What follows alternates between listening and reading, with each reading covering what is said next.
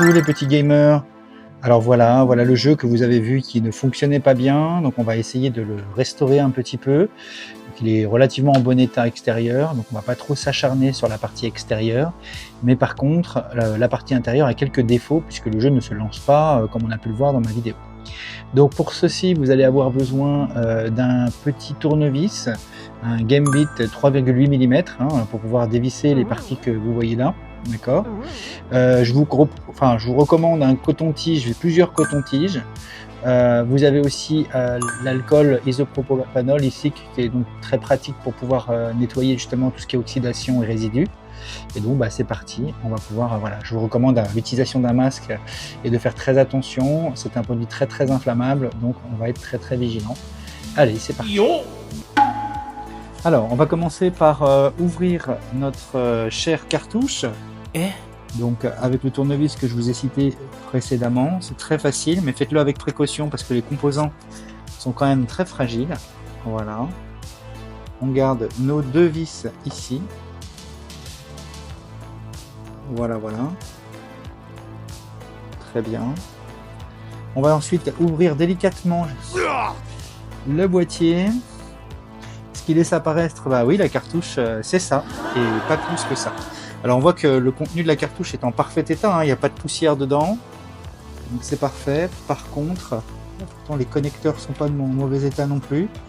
On va le défaire en douceur et retourner la cartouche pour vérifier les composants. On va pouvoir les poser à plat ici et on va les nettoyer un petit peu, bien que là il est vraiment pas sale, donc pour le coup c'est plus la console que voilà. Alors on va prendre l'alcool isopropanol, donc qu'on va mettre sur un petit coton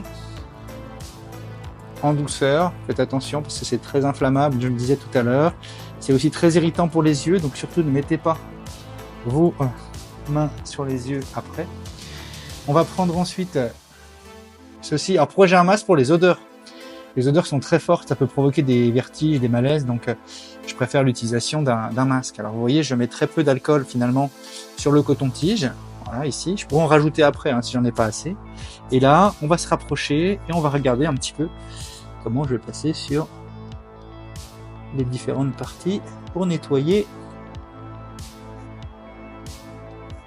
les connecteurs qui sont souvent en fait la cause du problème quand vous avez cet écran noir là. Donc, comme vous pouvez le voir, souffler ne sert à rien. Voilà, on va passer un petit coup sur les composants en général, globalement, ça va être intéressant. On repasse encore un petit coup, comme vous pouvez voir, voilà, sur nos composants. Voilà, donc qui enlève toute oxydation. Là pour le coup, on n'a pas une cartouche trop oxydée, sincèrement elle est en très très bon état. Donc il n'y a pas trop de problème. On va retourner la cartouche. Et là encore, se mettre un peu sur les composants. L'autre côté également. Voilà. On va essayer de faire ça dans les règles de l'art. Comme vous voyez, c'est très sale. On ne le voit pas au premier abord. Voilà. Voilà. Ça va juste bien nettoyer le tout. Vous pouvez prendre soit l'arrière du coton-tige pour pouvoir sécher, soit vous prenez carrément, comme sur les plus grandes surfaces, un coton classique pour venir essuyer un petit peu tout ça. Ou alors un chiffon doux, comme moi j'ai ici. Voilà, on va retourner encore le composant. Voilà, donc maintenant on s'assure que le composant est propre et bien sec. Voilà, au niveau du connecteur on est nickel. Veillez à ce que tout l'ensemble de la cartouche soit sèche avant de passer à l'étape suivante. Ensuite, comme vous l'avez vu tout à l'heure, on remet la cartouche dans le bon sens.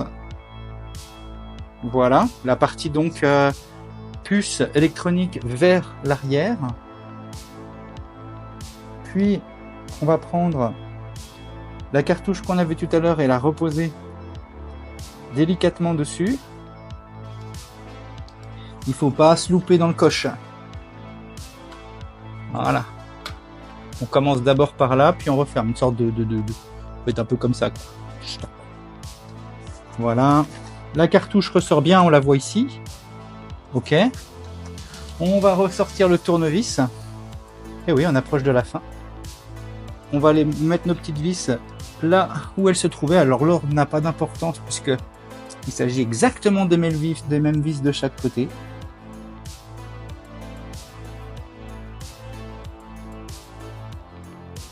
Voilà, on a fait un nettoyage intérieur et vous pouvez faire ça sur chacun de vos jeux, voire même les connecteurs. Je vous donnerai une petite astuce pour faire ça sur le connecteur de votre Super Famicom, votre Super Nintendo ou autre. Voilà, c'était tout simple.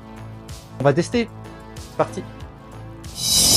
Alors voici le moment fatidique. On va donc cette fois-ci retester la même cartouche que celle qui ne voulait pas fonctionner la dernière fois, après l'avoir nettoyée. Donc je vais l'insérer dans ma Super Nintendo et j'espère que cette fois ça a suffi. Du premier coup, voilà, pas compliqué.